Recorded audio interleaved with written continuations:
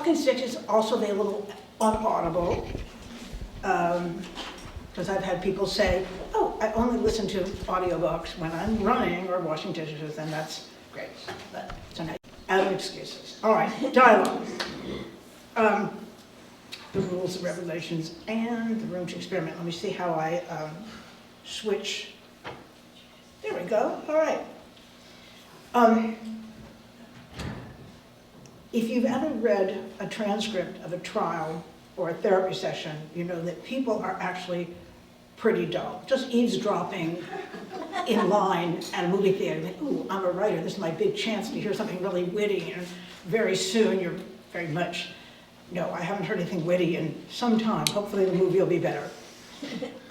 So in fiction, dialogue will be more entertaining than that. It's real speech, but condensed and exaggerated and heightened and more and funnier often, depending on the book, but you know, more interesting to look at, to listen to or read. What can dialogue accomplish? Well, it keeps us engaged because it's when the author disappears and we enter the action directly.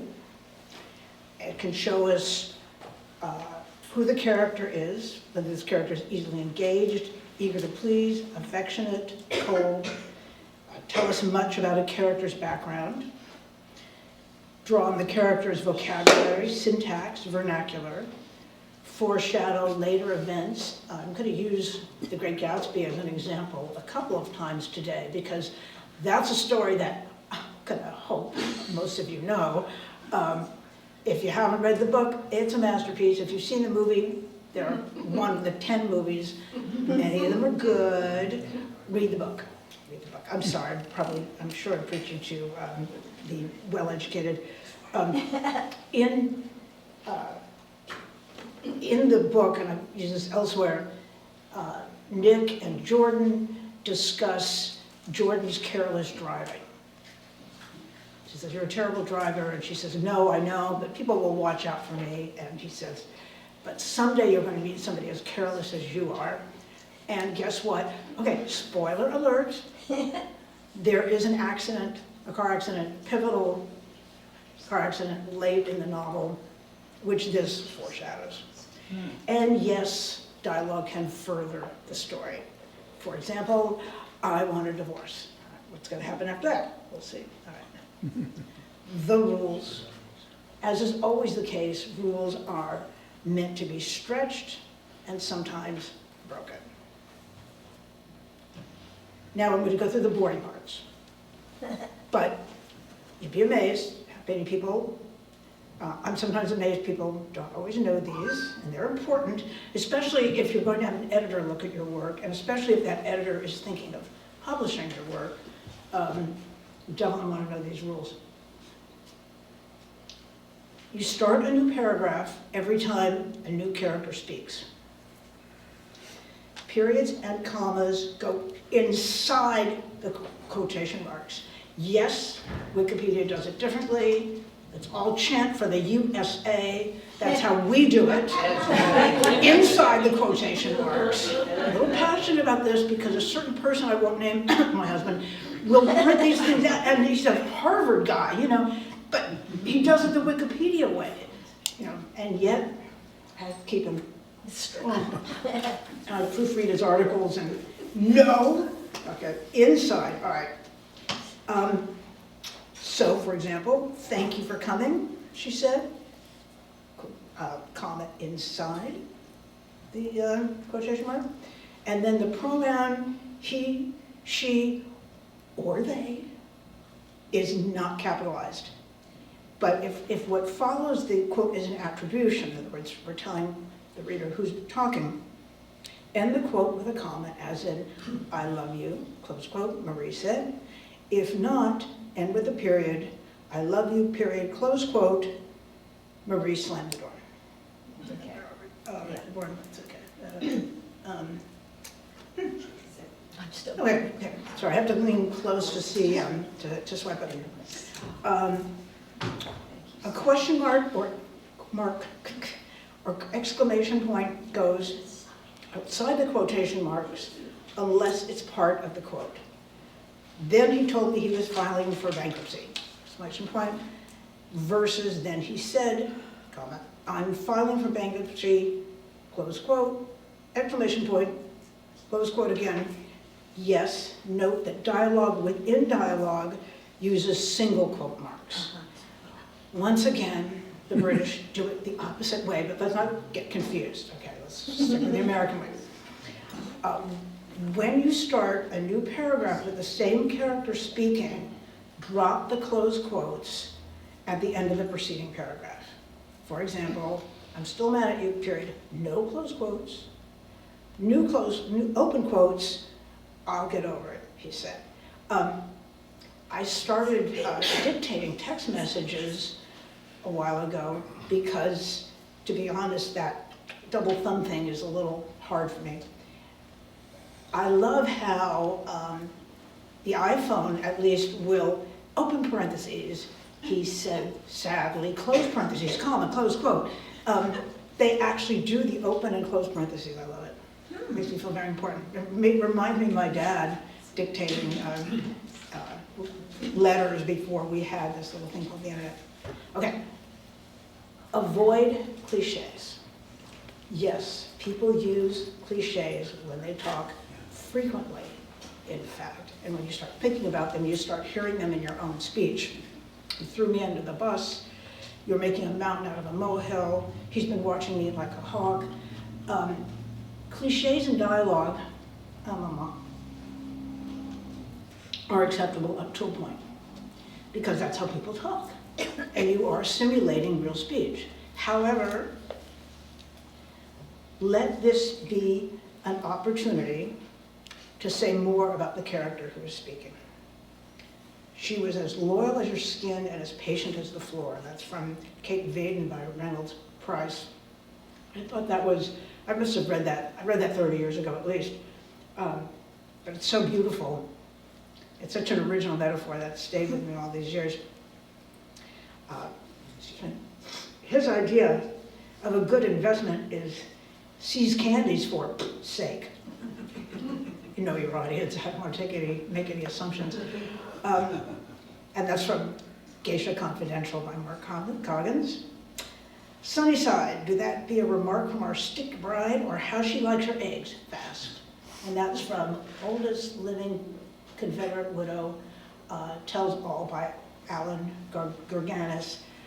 And here's where I will stop and say that I did this, I lovingly used all my fonts that I've downloaded from Google Fonts. This was all the title slides had a Clonica on it, and then there was Bodega's serif medium. This is how I keep myself amused when I'm on the computer, like the rest of the world so much of the time, is I download these different fonts. And well, guess what?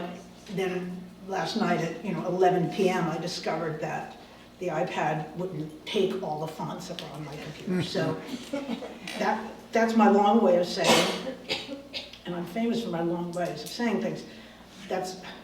Which is something we might even talk about.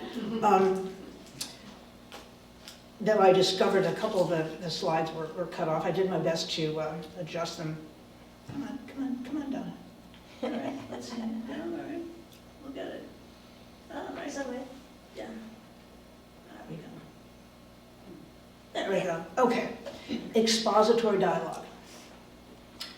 Can you please pass the quinoa, Larry? Jenny asked. Sure. How was your day, Jenny? Challenging. You know how it is to sit on the board of a nonprofit. Everyone has their own agenda. Liliana argued nonstop about how much money to spend on producing the newsletter. That must have been frustrating. It was. How was your day, Larry? Being a professor is no cakewalk either. Most of my students don't do the reading I assign. That must be frustrating too. Okay. All right. In addition to being, prosaic is actually a nice word for what that was. This exchange has a few issues. In ordinary conversation, people don't tell each other what those other people already know. And two people rarely will call each other by their first names when there's just the two of them. When was the last time you did that, if you think back? Now, there are big exceptions. If you're in an argument, if you're introducing somebody, if you're using a pet name and trying to ingratiate yourself, but in the average exchange over dinner, for example, you're not going to keep using that person's first name. So, okay. Revised, although it's still not the most exciting passage of dialogue you'll ever read, but less expository at least. Please pass the quinoa, Jenny said. I'm sorry. Please pass the quinoa, Jenny said. Please. Larry handed her the dish. How was your day? Jenny waited a minute. She was on the board of a nonprofit, and everyone had their own agenda. Liliana argued nonstop about how much money to spend on producing the newsletter. That must have been frustrating. It was, well, how was your day? The usual. Jenny knew that most of Larry's students didn't do the reading he assigned. Note, if we're in Jenny's point of view, we don't even need Jenny knew. That's another thing. If you don't need, if the point of view character is clear, you don't need to say Alice knew or Alice wondered or I wondered or I knew, because the reader will already know that. I'm debating whether or not to mention this, and I don't want to give you too much context. A friend of mine was teaching a class at USF some years ago. Very frustrated, he was a guest lecturer. He was very frustrated with the lack of participation in the class. And one student called him, probably on a landline, that's how long ago this was, and said that they would do anything if they could pass the class. And my friend said, probably setting my friend up to be blackmailed by saying something inappropriate. And my friend said, anything really? How about doing the reading and participating in class? Mm-hmm. Yeah. Yes. Yeah. How about that, huh? Let's see. All right, here we go. All right. Dialogue is not linear or logical. As you've seen in the last few minutes, people repeat themselves, interrupt themselves, and digress. You know? Sample from, this is just a classic example, Miss Bates in the novel Emma. So very obliging of you. No rain at all, nothing to signify. I do not care for myself. Quite thick shoes. This is admirable. Excellently contrived, upon my word. Nothing wanted. Could not have imagined it so well lighted up. Jane, look, did you ever see anything? Oh, Mr. Weston, you must really have Aladdin's lamp. This goes on and on and on and on. This is abbreviated. If you've read Emma, remember Emma, poor Miss Bates is an aging unmarried woman, and has fallen on harder economic times, and in fact, although at first glance her long digressive monologues are just to show how irritating and boring she can be, but in fact, on closer analysis, we can also see how she's constantly apologizing for herself and all the air she breathes, and she's always expressing over-the-top gratitude to people around her for accommodating her, and it's it's one of those books I like to say it's a classic for a reason. It goes pretty deeply into this character, and you might remember, of course, a pivotal scene in which Emma makes fun of her for her long speeches, and that's the turning point in the book, but we don't need to go all there. Now, from the sublime to the kidlit,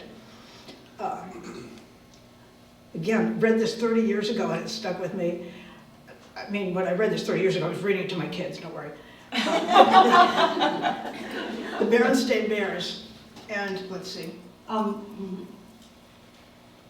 had some interesting dialogue.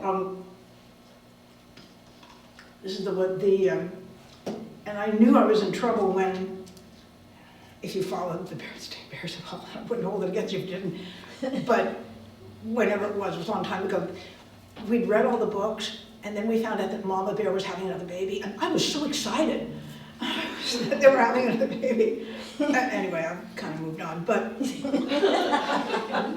working on it anyway. Let's listen to Sister Bear express joy. This is from the Trouble with Friends. Right, so just, anybody familiar with the Berenstain Bears? Okay, good. Let's listen to Sister Bear express joy about making a new friend. Her name is Lizzie. She's 6 years old. She's an only cub, and Sister said she's a little bossy. Right. Oh, said Mama, well, you certainly seem to be having fun. Oh, yes, said Sister, I had a lot of fun. A little bossy and a little bragging. So she's letting her reservation slip. And let's see, how old am I get now? Anyway, I'm not even going to tell you how many years ago I read it, but it was, let's just say it was, we're talking decades, and it struck me then what a good example of dialogue it was, actually. So, and there's some other ones in there too. I'm moving on from the Berenstain Bears now, you'll see, but let's see, there we go. Okay, the revelations now. The tricks, techniques. Amy March uses fancy words incorrectly. You know, the Little Women, well at all. You know what I'm talking about. Early on, she uses the word label, and she means libel. Now, I know that there are other examples of that. And I want you to know I spent a good amount of time on the internet finding those other examples. And I could not. However, I stopped short of rereading the entire book looking for them. That I hope you understand. You know, I've read it several times, but the last time was many years ago. So if anyone can find those other examples and wants to let me know, that would be great. But, you know, words like label, level. Now, Alan Strang's father, Frank, this is from the play Equus. His tag phrase, so to speak, is, if you receive my meaning. And you know, we all have these little tag phrases. Gosh, I tend to say, so to speak. I say that too often. And I didn't really notice I was saying it too often until somebody pointed out to me, and boy, was I ticked off. And now I'm aware of saying it all the time, and yeah, you know, so I don't know what she accomplished by pointing it out, but Gatsby calls almost everybody old sport. And Mr. Micawber from David Copperfield is always, something's going to turn up, he's always waiting for something to turn up because that's going to get him out of debt. Now, I will mention that as in real life, overuse of this device can make the story seem mannered, which might be what you intend sometimes. I'm certainly not going to fault Dickens for anything he did. Well, except for Fagin, I don't like him for that, but, okay. Tell us about the character's background. Now, this is from the short story Gazebo by Raymond Carver. Holly wipes her eyes. She goes, fix me a drink. This one's too watery. Let them blow their stinking horns. I don't care. Moving to Nevada. Don't move to Nevada, I go. You're talking crazy, I go. I'm not talking crazy, she goes. Nothing's crazy about Nevada. You can stay here with your cleaning woman. I'm moving to Nevada. Either them or kill myself. Holly, I go. Holly, nothing, she goes. Well, at the risk of sounding like a snob, these are not people with advanced degrees. But Carver's use of the word to go as dialogue tag highlights this, you know, that we're talking about. Again, I don't want to sound like a snob, but I'm not sure that isn't what Carver was going for. You know? Let's see. All right. So now, subtext. I'll start with the text, actually. It tastes like licorice, the girl said, and put the glass down. That's the way with everything. Yes, said the girl. Everything tastes of licorice, especially all the things you've waited so long for, like absinthe. Yeah, and you think then we'll all be right, we'll be all right and be happy? I know we will. You don't have to be afraid. I've known lots of people that have done it. So have I, asked the girl. And afterwards, they were all so happy. All right. Now, I'm going to point out that I didn't start a new paragraph when a new person was speaking because of lack of space. That on the page, each time a new person speaks, you start a new paragraph. Okay. Thank you. So it was not an oversight on my part. It was the limitations of modern technology. In this story, Hills Like White Elephants, it's a man and a girl. The female character is described as a girl. We wouldn't do that now. A man is pressuring a woman he's involved with to terminate a pregnancy, and she's resisting. The word abortion never appears. The word terminate never appears. But you read the story and it's very clear that that's what they're talking about. Now, all the things you've waited so long for, like absinthe, could be that pregnancy. All the things you've waited so long for. And then, of course, absinthe was actually a liquor that was very addictive and destructive and not something you wanted to. Let's just say it was a lot worse than vodka. I want to hear a word against vodka. And the girl, as Hemingway calls her, says, and afterwards they were all so happy. Does she mean that? Is she expressing her fear of what will happen,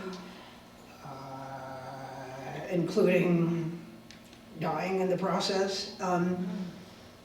And my point being that what's left unsaid can be as important or more important than what is said. And you don't take what characters say at face value. You know, there isn't that linear, logical A to B, this is my point, and I'm going to go to the next one. Okay, here we go. Is this the next one? Okay, good. Accents and regional dialect. All right, that comes up a lot in because we're not all writing all about, you know, like people in Northern California, you know. So it's condescending to the character and tedious for the reader to sound out an accent with apostrophes and misspellings. Instead, you can capture the vernacular of the character's background. All right. Angela's Ashes, Frank McCourt, that a lot of you know it. I read it when it first came out and in hardcover, and I'm going to say now, I really prefer Kindle because of the search and dictionary features. If you're reading a long book and say, wait, well, who's this character again? Well, it tells you right back. And also, I have the Library of Congress in my purse, you know? That's, so whatever other technology has kind of gotten away from me, that really works. So I get the hardcover of this out, and I'm leafing, and I'm leafing, and I'm leafing, and I'm leafing, and I'm leafing. Boy, this is a depressing book. I loved it when I read it. McCourt is brilliant, was just a brilliant storyteller. Anyway, it's a story of, it's a memoir about McCourt's childhood in Limerick, Ireland, and the growing up with just crushing poverty. And I'll say, so I don't forget, that after he published it, a number of people who knew his family, including his mother, who was still living at the time, came out and said, no, it wasn't like that. You know, he traduced us all. He libeled us all, and we were more helpful. It was very different, and we could go off on a whole discussion of how people see things differently, and memoir, etc. However, this is Frank McCourt's version. Mammy was crying for you all night, Frankie. She says, where were you all night? I was here. You had me demented. Your father walked every street in Limerick looking for you. Mr. Clossy says, who's that at the door? It's my mother, Mr. Clossy. God above, is that Angela? 'Tis Mr. Clossy. Will you come in, Angela? Don't you know me? I wish I'd found an even better example, but a lot of it, you know, again, I had to kind of fit it on the screen. There's a lot of, wait a minute, I think I have actually another, let's see. Yeah, here we go. There's so much Irish vernacular. I have a good friend who grew up in Dublin, or actually Tala, and I picked up a lot of that vernacular from her, you know, and I love it. There's a pair of us in it. Fair play to you.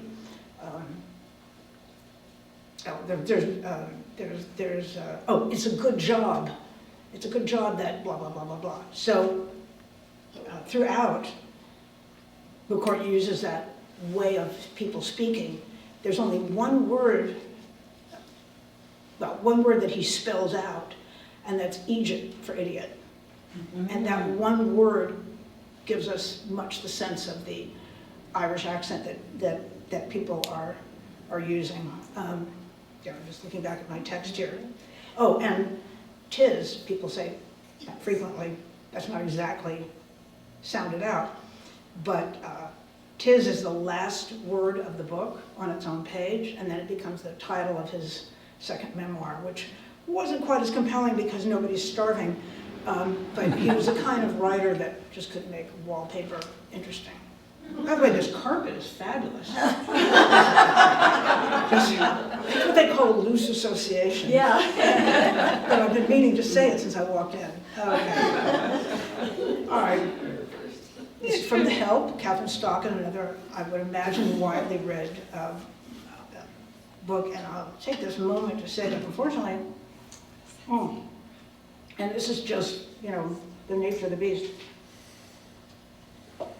When I'm looking for examples, I often will draw on movies because they're just, even among the most well-read group, movies are just better known than most books. It's just, this is the business we've chosen. You know, so I don't want to hear people, I'm not saying you would, but I don't want to hear other people say, well, people don't read anymore. People never read. You know, so you know, I mean, do a screenplay or dance or you know something, but you know, again, and that speaking of movies, Hyman Roth says that in The Godfather Part 2, when Michael Corleone complains to him about somebody being offed in some gruesome manner, she says, "This is the business we've chosen." You know, so. Anyway, what was I talking? Oh yeah, The Hill. Okay. Minnie, Bertrina says, I sure was glad to hear about your new job. Thank you, Bertrina. And Aibileen, I thank you for putting me on your prayer list. My angina sure is better now. I call you this weekend and we catch up. Aibileen smiles, nods. Bertrina waddles off to her pew. Maybe you ought to be a little pickier about who you pray for, I say. Oh, ain't that mattered her no more, says Aibileen. And look at there, she done lost some weight. She telling everybody she lost 40 pounds, I say. Lord of mercy. Okay, nowhere, almost nowhere, are words misspelled or letters omitted in favor of just apostrophes. Instead, Lord of mercy, she done lost some weight, captures the way this character's talking. Let's see, okay. Let me see. Et voila. Okay. The next thing is, make sure I have, oh yeah. I just finished reading a book by David Nichols that was so good that I was depressed for a week. It was just so good. I don't know that everybody would love it the way I did, and in fact, I am reliably informed that it's one of the less successful of his other many novels. It's called The Understudy. It's about young man Steve McQueen. No, not that Steve McQueen, as he must clarify all too often. He's a struggling actor. He's come to, and throughout there's another sample of it coming in a couple slides. The dialogue is so sharp and so witty. It's a good example, by the way, of how these people are so much funnier than anybody is in real life. But that's why we read, instead of just looking out the window. Or standing in line at the movies. For those of us who still go to the movies. Pardon me. Anyway, Steve has come to see his agent. He's rather desperate for new work. The agent takes a phone call. We'll hear only his side for several paragraphs, and it sounds like he's negotiating a deal. And Steve, by the way, as Stephen is thinking, well, this sounds like my agent is being really powerful and doing a good job, and I was thinking of jumping agents, but now I'm not going to. This is what we hear from the agent, and I had to cut some things, but no, money is not the issue. It's simply a question of schedule and practicalities. Tomorrow's an absolute non-starter. No, now listen to me. We're just going round and round in circles here. He glanced at Stephen, shaking his head and rolling his eyes theatrically. Friday is my final offer. All right, then Friday it is. About 4 o'clock? And Mom, I'll need someone else there to help me get the fridge down the stairs. Look, Mom, I've got a client here with me. No one you know. I'm reading this, and I thought, along with Stephen, that this is an agent negotiating a deal. When he gets to, and Mom, I thought, oh, this poor schmuck. And people just keep dumping on him, and even I've got a client with here. No one you know was like an extra one more dig at poor Stephen. Who, I would imagine that some readers would have trouble with how much Steve gets dumped on, but it was clever enough for me. That's for damn sure. I'm darn sure. Sorry. No, you're honest. Okay. Oh, room to experiment. Okay. Now I've got a couple of apologies coming up here, but they'll bear with me. All right. Played as it lays, Joan Didion. You were going to come over and use the sauna, Larry Kulik said. I've been, so I hear. Hear what? Hear you're ready for a nut house, you want to know. You think I need a sauna? I think you need something. Mariah said nothing. I'm a good friend of people I like, Larry Kulik said. Think it over. Now, let's see. All right. Okay.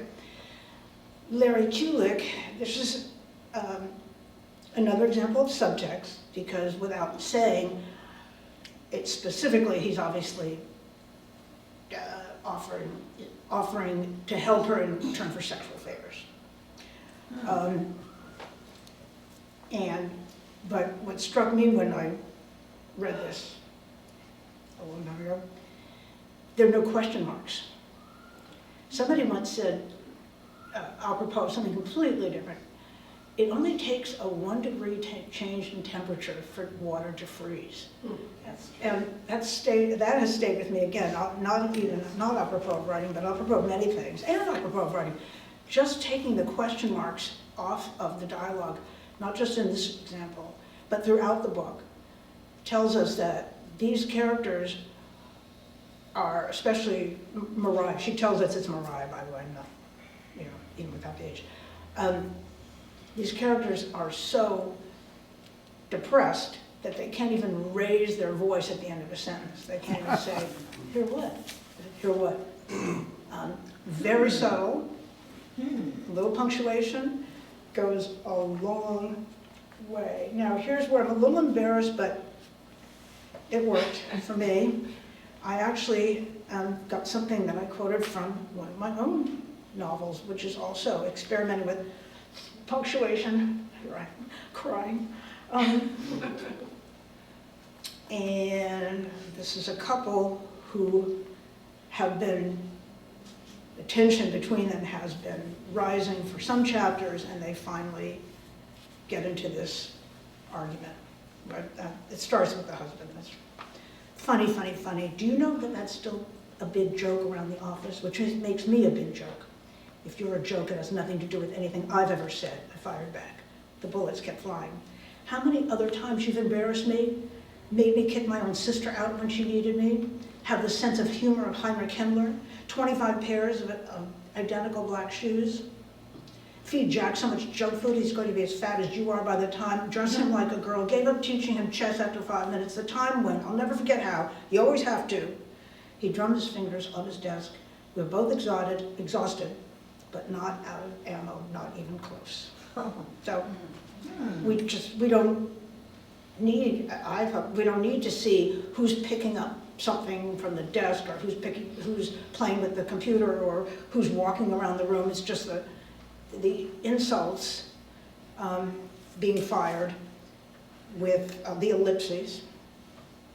And if I may say, once you go through the list of things that have actually happened, and then you get to the classic argument, the time when, I'll never forget how, you always have to, you know, those are the 3 argument classics. 3 classic accusations, I say. All right, and I'm back to the understudy. And you know what I was going to mention, I'm sorry, about Frank McCourt a few minutes ago, was the whole book is without quotation marks, which was a risky thing to do, but it works. Yeah, see, so this, like I said, you know, the rules, sometimes to be stretched, sometimes to be broken. Anyway, Allison narrowed her eye. Oh, this is poor Stephen, his divorced, his wife was remarried. Now everything's kind of perfect for her. Her husband is really successful, and they were living in a basement before, but now she's living in a McMansion, or you know, whatever they call McMansions in a London suburb. Allison narrowed her eyes and shook her head skeptically. The title role? Oh, he has said that he's up for a role in the movie. The title role? The title role. And what's it called? It's called, he's lying, of course. I can't remember. You can't remember the title? Improv. Just think of a name, just any simple name. It's called John Johnson, Johnny Johnson. Johnny Johnson. It's a working title. I see, and why you? What do you mean, why me? Comes on, it's just funny. Okay, wait a minute. No. Okay, where were we? Okay, this is all right. And once again, I hesitate to include this, but I could not find a better example of it. And this is from my novel, Extraordinary Means, and it's not even the best example of it, but nobody wanted to listen to 4 pages. There are 2 teenage sisters in the book who speak this very, almost, excuse me, sir, I don't need you right now, bye.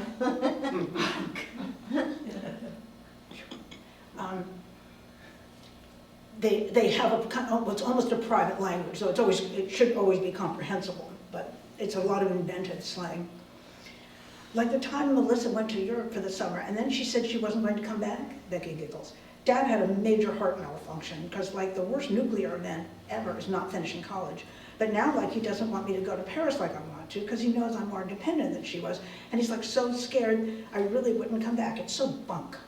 So the use of like as an interjection that teenagers use is fairly, I don't want to say cliche, but it's a common trope. Trope is such a nicer word. So there's nothing particularly original about that, but throughout there are invented slang words. And they have a kind of pig Latin that they speak as well that, again, is fairly, is comprehensible in context. That's my story, and I'm sticking to it. Okay. Now, my final thought is Eddie Muller's gold standard. Eddie Muller himself is a well-known writer of thrillers. He's also the host of TCM's Noir Alley, but it happened that I heard him speak at a writers' conference in 2005. Now, I wasn't recording it, so I have to paraphrase what he said, but the message is quite clear. every character should speak so uniquely that the reader can identify them without an attribution.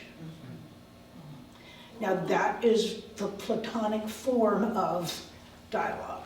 That is the gold standard. That is something that is very difficult to achieve. However, I will close with this final thought, which is just aim high for that and for everything you write. And by the way, usually that means as many drafts as you can stand without setting yourself on fire, and then 2 more. I only said 1 here, but I really meant 2. So that's pretty much my thoughts on dialogue. Oh, well, at least it is 11. I'm worried about finishing too soon. I hope maybe there's something that you want to talk about. And yes, this lady in the back. Laying on my coffee table is Mark Twain's Tom Sawyer. I decided I would read it, and you know, I just can get through a chapter or so, and it's really hard to read because of the dialect. Mm-hmm. And as you were mentioning, letters are left off of words, and you have to stop and try to figure out what Tom Sawyer's saying. And you think of it being a classic book, but it's really pretty difficult to read. So that was one thing about dialect. We have a gentleman here who's writing a book about high schoolers in the 1980s, and he uses slang. And what you were saying about telling the characters, identifying the characters through the slang that they're using, he's doing a great job. Oh, good. The conversations among a group of high schoolers using slang. Well, a couple of things. First of all, as you mentioned, Mark Twain, styles of writing change. Yeah. Just like, you know, we're not wearing hoop skirts either. Doesn't mean we can't enjoy watching Betty Davis and Jezebel. So I think I would like to think now that, in fact, that in intervening years, why is it, you know, the zeitgeist is now such that people do see that as condescending to the characters, spelling out every mis, and tedious for the reader to spell out all those, and that there's ways of getting that dialect across without doing what you just described. And also, I mean, the bottom line with you know, I've never been able to get through Bleak House, you know. So the marvelous thing is that there are millions of books to choose from, and we're not going to enjoy reading every one, even those that are considered classics and that people swear by. Yeah. Was he the first to do dialogue in print like that, or You know, had it been done I before? just don't know. I don't know. You know. The other thing, because about that, is that maybe let's postulate for a moment that he was the first to popularize it, or, you know, but which I can't swear to. But what strikes me about that is that for every Tom Sawyer or Huck Finn or David Copperfield, there are how many thousands, tens of thousands, possibly hundreds of thousands, even books that were published at the same time that have just been mostly lost to history. And this is, as Walt Whitman said, oh, to be alive in such an age. I think whatever the drawbacks of our modern age, and there are some, perhaps many, there's been advances in publishing that I think are really valuable to us as a culture, as a society. And one is the e-book, and another is print-on-demand publishing, which is, it was not that long ago that a publisher had to print at least 1,000 copies of a book just to break even, if not more. Now, a publisher can publish one at a time and still be profitable. And I will do that digression thing. When people talk about, oh, big publishers, they only care about the bottom line, I always think, well, yeah, that's how they stay in business. You can turn it over to the government and see how that goes. You know, so, and then the third real positive breakthrough I see is affordable self-publishing. I can't tell you exactly how much it cost to self-publish a book 30 years ago, but it was not affordable for most people, and now it is affordable for at least, if not everybody, then many, many more. So now it may seem sometimes that there's this glut of self-published books, but that means a lot of books that wouldn't have been published before are being published, and now the next step is finding new ways to sort through them to see, you know, what's worth reading. And ironically, it seems to me that the wheel has come full circle. We're back to word of mouth, you know, the low-tech solution about that. But I think it's only good. You know, if you go again 30 years ago, 40 years ago even, you know, there were a handful of people in New York, pretty much. I'm oversimplifying, but a handful of people in New York and a few university presses that were really controlling everything that we had access to. And now, yeah, every person can be their own publishing company if they want. And I can only be good. Okay, that was way beyond scope, but.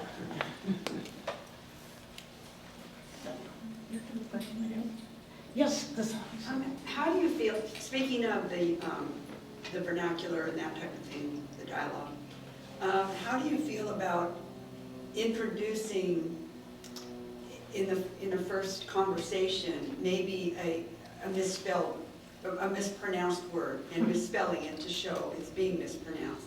But then after that, you just carry on with dialogue. Do you feel like that tells your reader this person speaks broken English?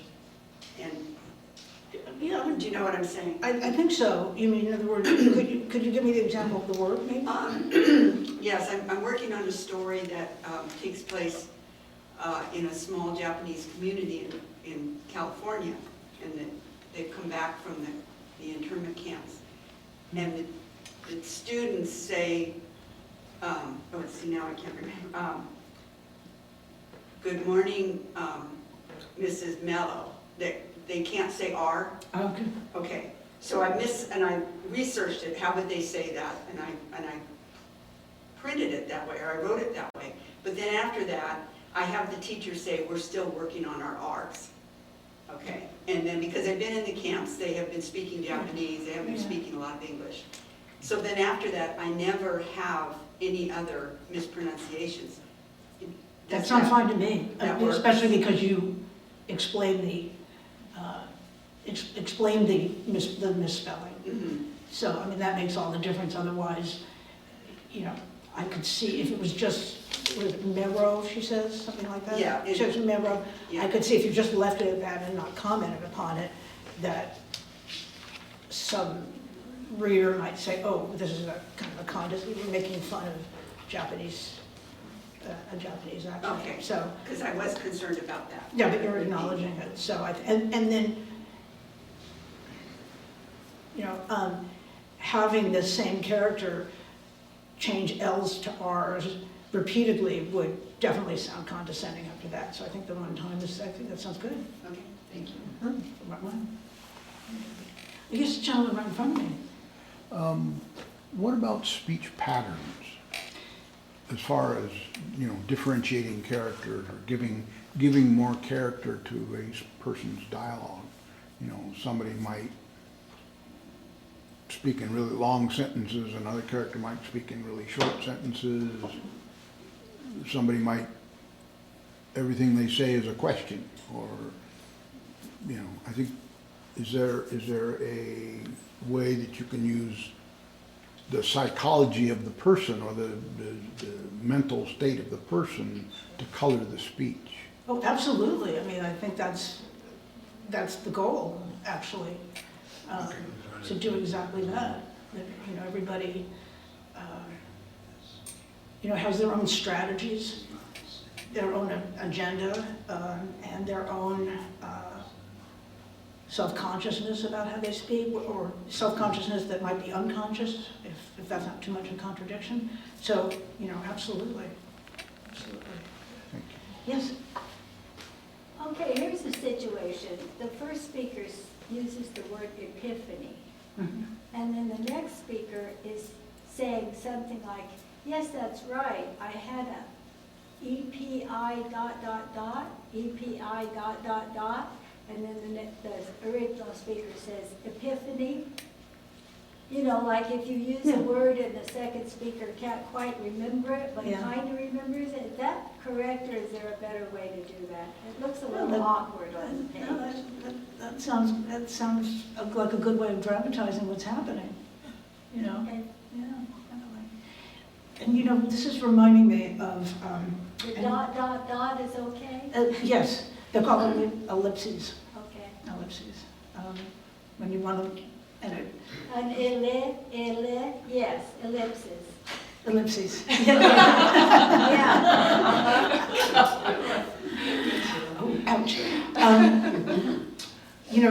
For some reason that reminded me of something, actually now I wish I'd included it, which was, and I don't think I have it on the iPad, unfortunately. Damn. All right, there's the Jonathan Franzen novel, The Corrections, which, by the way, I thought was incredibly overrated. Feel free to quote me. However, there is a passage early on where the character Chip, who's a very likable character, and my own likable characters are always a plus, but many successful novels have unlikable characters. He is really unlikable. And he wants to get tenure at his university, as opposed to his grocery store. And he's relying on the department chair to come through for him and make that recommendation. And he gets a phone call from the department chair's wife, who says, I just want to tell you, Jim's going to be fine. And Jim says, why, would something happen? And the wife goes, oh, he's talking, he's so alert. And Chip says, are you telling me he had a stroke? And the wife keeps talking about it, oh, everything's fine. And Chip keeps pressing her for more information. And of course he's going to retire, but that, as far as I'm concerned, that's a good thing. And I asked him if he could play tennis, and he blinked. And what's clear, what's happening, is that she is submerged in denial about what's happened. And she can't answer Chip's questions about how, that this is, and from what she's saying that this is a really serious situation. And he keeps pressing her, and he finally gives up. But the talk about people going at cross purposes in dialogue is a good example of that. Depressing, but yes, a gentleman with a hat. My dad always, oh my God, that was the Freudian slip of the year. My husband always wears a hat. Oh my God. Okay, all right. Anyway, like the hat. Thank you. He wears a fedora. So you said that about kind of like continuous dialogue, like it's like okay to do it if like each character definitely has a definitive voice, and then so you just do like a chunk where it's essentially rapid fire dialogue, or less of exposition or explain like what's happening kind of in the environment, just pure dialogue. Yeah. There are certainly times and situations where people inform other people, but if it's something that, let me think of an example. I'll go home today, God willing, I'll get home safely. You will. Very superstitious. And I will tell anyone who will listen about what happened today. And course, I'll never finish a sentence. But then if I were to record that and rewrite it, I would condense that a little bit. So, or something I read recently, which was a client manuscript, and people are on a spaceship, and so there's the captain of the spaceship is telling them what their jobs are going to be. Of course, yes, in that situation, he would be informing them. But let me think of a good example of and when you do tell people things they already know, it works sometimes when it's just like you're just being a bit of a nudge. You know, took the garbage out all right, right? Yes. But you took the garbage out, right? You know, that kind of thing. But I've got to think of an example of something that, and I will, just bear with me a second. You know, I usually use, no, that's not good. I was going to say about the wattage in the molds, but I wouldn't come home and say, you know it's a 2.5-hour drive. He knows it's a 2.5-hour drive. Yeah. So. Yeah. But you would do that to emphasize, if you were, In real life, I'm not going to come home and tell my husband what, you know, things that he already knows about today. I'm not thinking of a good example, I apologize. Maybe another one will, I'm not going to come home and say, Gold Country Writers, as you know, or never mind the answer, Gold Country Writers asked me to come speak today. He knows that. Okay. I'm going to leave that. If the reader doesn't know that, I'm going to write Gold Country Writers was kind enough to invite Donna to speak today, and then go into dialogue. Okay, that's a little bit better at least. You could have him say, though, I can't believe you drove 2.5 hours to Gold Country Writers. And he will too.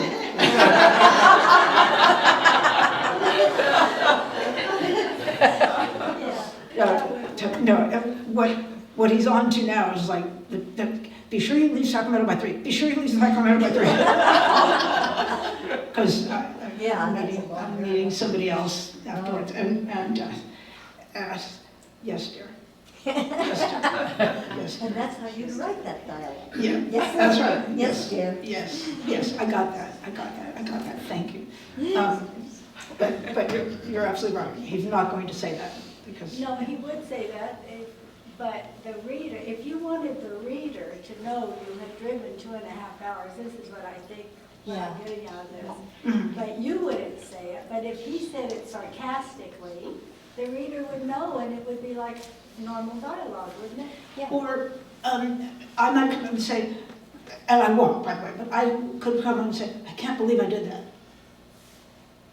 Period, close quote.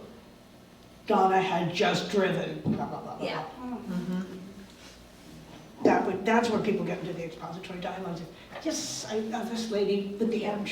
Yeah, I'm in the process of writing a book, and it's something I've never done before, and it's going back to the Gold Rush days where the man in the book has dreams, and what voice for the reader was the proper process to use in a dream. I mean, I want the characters to talk. You said in a dream, a Yes. literal dream, not like Yes, so is it a narrative where you explain and then you go into the dialogue of the scene, or how would you approach that? Well, I think it's historical. I've also actually thought, I have this on a slide, somehow I missed this, but, and I apologize, but I can recap it now. If you're writing historical fiction, I think a good resource is reading fiction that was contemporary fiction. Right. read books that were written during the gold rush. Right. And kind of capture Not some of that. resource. That's and then also, if one is writing historical fiction from the last 100 years, you can watch movies from the last 100 years. The gold rush, of course, predates that. And but this is happening during an actual dream. Yes, I'm having problems with, I'm not really having problems, I just want to make it seem really authentic. And it's sort of like he doesn't realize where he's at, and then he realizes he's going back 175 years, and he's in the gold rush. And then he walks through town or whatever, but as it involves himself with characters that are alive during those days. So he's time traveled. Time travel. Oh, yes. okay, okay. Well, then I would think that he's going to speak the way we speak now, but the people around him are going to speak the way they spoke Yes, then. yes. Yeah. And, you know, But is it a narrative? Like, I mean, do you just kind of explain what you're seeing, and then you go into a scene and you meet your characters there, and your characters all start speaking and you have dialogue with them? the less explaining you have to do, the better. Okay, yeah, Yeah. I got it. It's the old show don't tell. Good, Yeah, I got it. yeah. In one of your samples where the Yeah. couple has that heated argument, I noticed you used sometimes ellipses, those are the dot, dot, dots. Mhm. I'm German, I'm sorry, coming to that a little late. And then dashes. Mhm. What makes the difference? The ellipse stands in for something that's missing. So if at the end of dialogue, somebody trails off, or somebody just trails off, dot, dot, dot, you would use the ellipse. Train. Okay. When people interrupt each other or themselves, or just, stop speaking suddenly, you use the em dash. Okay, Yeah. thank you. Of course. And the thing that Susan was talking about, couldn't you do something visually, text-wise, to kind of set off the dream sequences that she's talking about, especially if it's a recurring theme? Like using italics for the dream segments, or maybe even shrinking the text down a little smaller space? Couldn't you really branch out what you do as far as? Yeah. Yeah, this is, again, the beauty of newer technology that makes this more possible, using a different font, Yeah. or an italics for a dream scene. Now, I don't know, that was, the character is time traveling. Is the bulk of the book set during the gold rush period then? I'm sorry, I didn't catch what you said. Well, let me say it this way. If there's a short section that takes place either in a dream or what we call real life during the gold rush period, then the italics is a good idea. If the bulk of the book takes place during, 150 years ago, then the italics would get hard to read. Yeah. But just to set something apart, Right, like a dream, italics are a good idea. yeah. Yeah. And I realized that I also, in that missing slide, I was going to mention that, just in terms of sources for dialogue, and this was apropos of, this included, reading contemporary fiction and watching contemporary movies, but also looking to your own family and close friends, people that you've spent years with, and you will start listening, you will notice they have certain speech tags and certain ways of talking and certain strategies when they talk. And my grandmother, of blessed memory, would just repeat the same thing. She would just, that was her way of arguing. You would say, well, A, B, and C. She'd say, but D, E, and E. I said, well, but X, Y, Z, but D, E, and E. And this was like, she had one in a particular argument, that was her. And that was something that increased with age too. There was this perseveration, they call it. And my dad, also blessed memory, was very Socratic. He would never say, I think you should take 20 units this semester, just see how that goes. He would say, what do you think would happen if you signed up for 20 units? Always is, but across the board, that was always his strategy, was to ask you a question. It would lead you but- somewhere. But, I'm sorry. He would ask a question that would lead you somewhere. Right, I mean, but, Yeah. but you knew once, by the time I was 10, I knew what answer he wanted. But, I love my grandmother, loved my dad. It's just, they could say, I know what they can say about me. I have Yes, another please. question. What is your opinion on using alternating points of view within a chapter? I have a strong opinion about that. I believe firmly using one point of view per scene. That's not the same as a chapter. Okay. A scene is, one continuous action. I don't want to save time and place because you can narrate in compressed time. You can narrate and say, then we drove to blah blah. But within a scene, I feel strongly about keeping one point of view. If you want to switch point of views, then you just hit the return key an extra time. And ideally don't put 3 asterisks on because it will create that border that never goes away. It's like the pink ring in the cat in the hat comes back. It's never going to go away. But you can hit the pound sign 3 times. You can hit, I hit the tilde just because, I want to be different. But, create some kind of transition. I'm reading a book now. Katja Albakina is the author, and many good things about it, but she switches points of view between 2 women in one scene, and I think I'm sure this won't keep her up at night to know that Donna Levin thinks it's a mess, but it's a mess. Just completely, unplugs you from the fictional dream, that goes on. So that's my, yes, my chapeau friend again.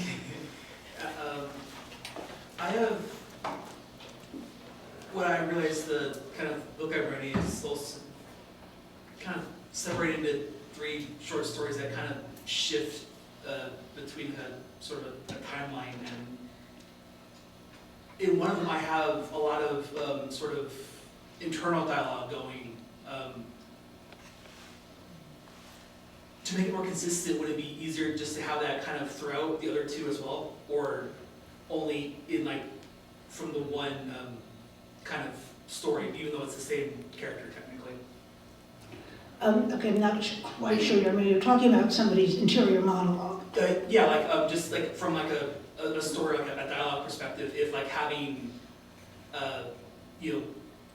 the kind of internal thoughts throughout the whole story would make more sense, or I'm not sure I quite understand. I know that usually interior monologue will be italicized, yeah. not always, but usually. And if there's no reason not to, then that's just a good way of communicating to the reader that the character is thinking. Yeah, and I have that. I'm more as, sorry. I'm confused.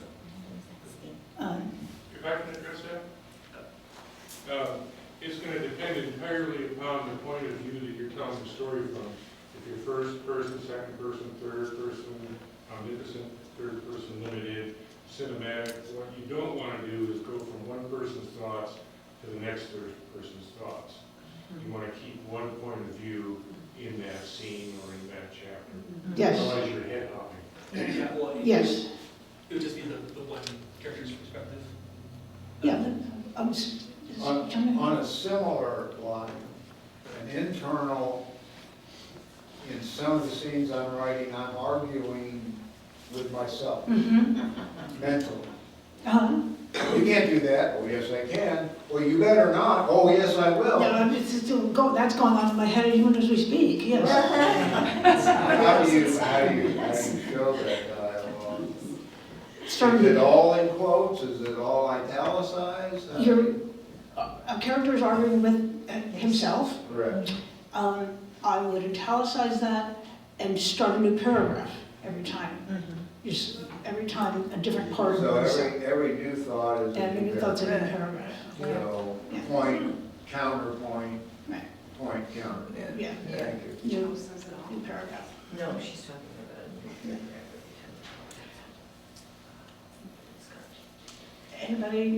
Anybody else? Let's see. Any more questions? Yes, please. I See two, have, actually. One question. I read a lot of C.S. Lewis, and recently I've read a lot of Brett Lott.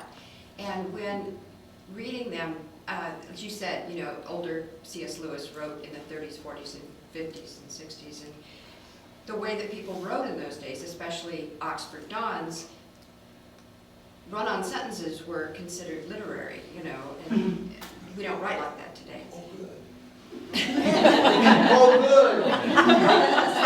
But I do know, in reading Brett Lott, who, as you know, is very current day, he writes in run-on sentences lots of parentheticals, and he uses em dashes to separate them out as opposed to commas. Is that something that you would recommend, or? Well, you know, if it works, why not? I mean, Well, it falls in the experiment category. I think. yeah. Just like, you know, McCord didn't use any quotation marks in the entire novel. Yeah. But it's always clear who's speaking, and I'll be honest and say I haven't read Brett Lott. Read the Narnia books a few times, but you know, he's breaking new ground with his punctuation, and I think punctuation is really important. I think, you know, it's like the percussion section of your orchestra. You know? So if he's doing it with authority, fair play to him, as the Irish might say. You know? Yes, Lady Barbara. Can you think of any examples of very long segments of continuous, pure dialogue? And what's the longest example that you can think of?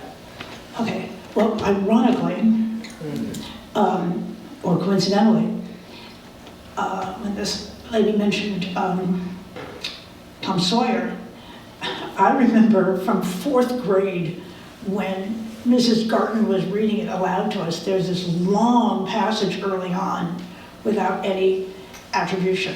I mean, it's just it's Huck and Tom just talking and talking and talking. Never mind the dialect. But if you mean like one person monologuing, no. I'd have to think. Although I'll tell you what's coming to mind is, I think his name is, boy oh boy, this is what happens when you reach a certain age. A book I did not finish because I found it unreadable a couple years ago. I think it's Joshua Harris, I think. He's the same writer who wrote A Calling for Charlie Barnes, which I did read and enjoy. But this was an earlier book, actually nominated for a Booker, and it's about a workplace. And there are pages-long monologues of people talking about the workplace with no paragraph breaks. That after a while I just bailed on that because there were moments in it that were, oh, this is really funny, this is really insightful, but you know, how many years do I have left to live? I'm not going to spend what precious time remains forcing myself on something that's that difficult. So I don't know if that's and I'm blanking. It'd be easy to find. Obviously, I'm blanking out on the name of the book. It was like Anne Rand's Atlas Shrugged. I think she had a monologue that went. Well, I know I flipped 40 pages to find the end of it. I had already read it like I don't know, 4 or 5 pages when I decided that I was not going to finish it. But I think it was about 45 pages long. And it's just one character speaking? Yeah. Well, then, okay, a couple things there. Then it becomes kind of a de facto first-person story. That's right. Yeah, she was actually broadcasting over a radio program where she had blocked out all other radio signals and was kind of hijacking radio waves and broadcasting this message. So it was, in a sense, she was kind of you could say a rant, but it was much longer than a typical rant, if you will. I remember I couldn't read it. It was terrible. Yeah, it certainly doesn't inspire me to read either. I hope you mentioned there was a very interesting article about her in the Atlantic recently about the point of it being that although her message was very much about individualism and people acting selfish, but that was good, but how her own life didn't work out that way due to her own actions. She actually became very dependent on other people. Anyway, Yeah, I rarely throw away a book. I almost always donate them, but that's the one book I'm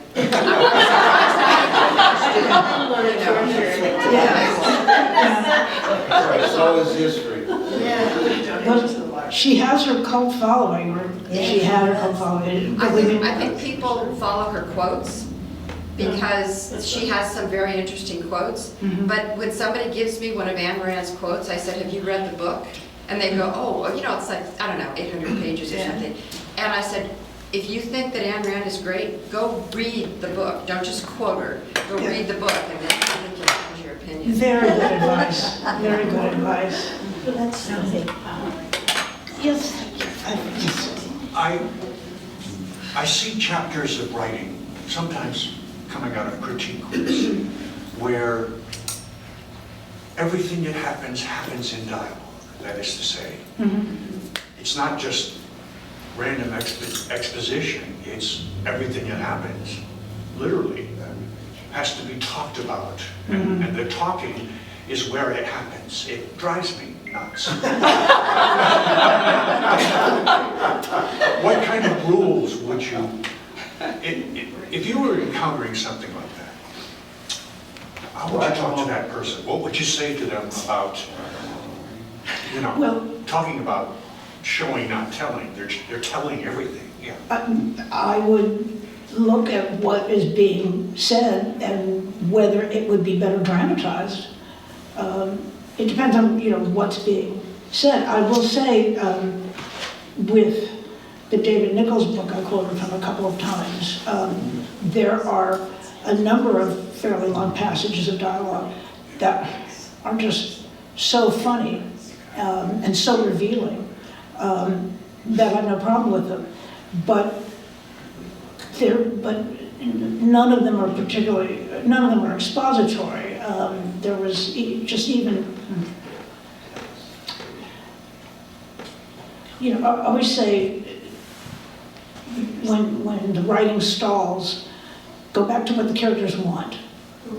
Everybody wants something. Maybe it's just a tuna sandwich in the next hour, but everybody wants something all the time. We all want multiple things all the time. So that's, you know, the suggestion I make frequently. Again, long passages of dialogue are difficult to read unless they're just really, really compelling. Yeah. So I would look at, you know, if I had that chapter in front of me, I would say, what is in this dialogue that would be better shown on the page?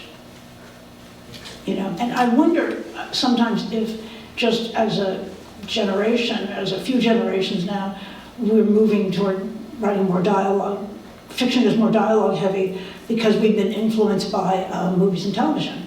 And there's nothing wrong with that. I mean, we have abstract painting because there's photography. You know, so different media influences other media. So, but whatever, there is such a thing as just bad writing. And we will all differ on what that is. Amen. But remember, This is the business we've chosen. Any